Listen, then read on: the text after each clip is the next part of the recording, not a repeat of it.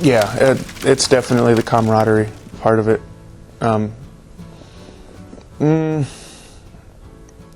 Fire is a close second, though. It's tough work at times, and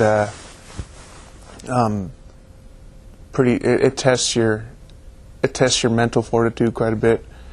And it doesn't have to be the fire so much. It's the long hours, the extended shifts, the not knowing part. I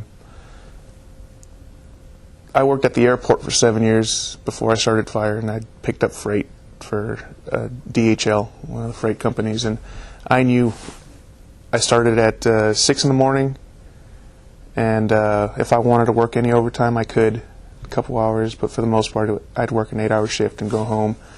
And I did that Monday through Friday, and I did that for 12 months a year, and I took vacation, my 2-week vacation. Either I split it up or I took it all at once, but I was in a routine. And you kind of get into routines here in fire, but it's not anything like you'd expect. It's kind of hard to figure out when I'm going to be home next, when I'm going to be home. Even wake-up times vary. You know, you have your wake-up time. Well, we need to get up a little earlier today. We need to go to sleep a little later today. Those things are, those things kind of keep me on my toes quite a bit, and I can't complain about it so much now. I need to set an example for everybody else now, and if I'm complaining about something, then everybody else is going to complain about it. So I take it, and I do it with a smile on my face, and try to get other people to follow. The camaraderie part is definitely the thing that keeps me going.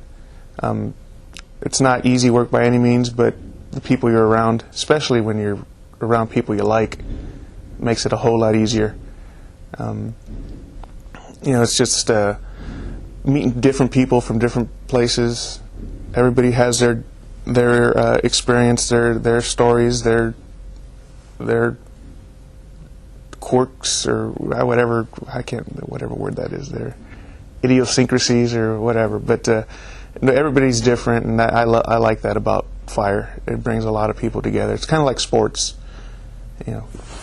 Doesn't matter what race, color, religion, sex.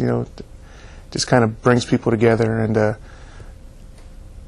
I've built some long-lasting friendships.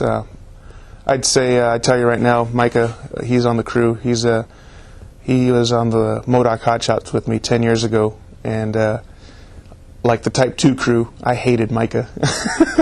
I hated Micah with all my guts. He did not make it easy those first couple years, but we definitely changed. He's a good friend of mine, and when I got the job on Wolf Creek, I made sure he was coming over with me. So, I've built some long-lasting friendships, and I don't see a lot of the folks I worked on the other crew with anymore much, but we get a chance to talk every now and then, and it's awesome to catch up with those folks and see what they're up to now, what they got going on. I guess I don't have many friends back in LA anymore. All my friends are fire folks. Camaraderie is definitely the thing that keeps me going. It pulls you through. It pulls you through a lot of situations too. A lot of bad shifts, even personal lives. And people you go to now. You can't. I don't call people that I know in LA anymore and talk to them about it. I talk to the folks here on the crew. Ex-coworkers, stuff like that. So it's those folks now that are the friends that you call family, extended family. They have, whether they like it or not, they're around me more than I'm around my mom nowadays, or my brothers, and they have to put up with me, and I have to put up with them, and it just kind of goes hand in hand. we're kind of spilling our guts to each other too. You know, this is what happened to me.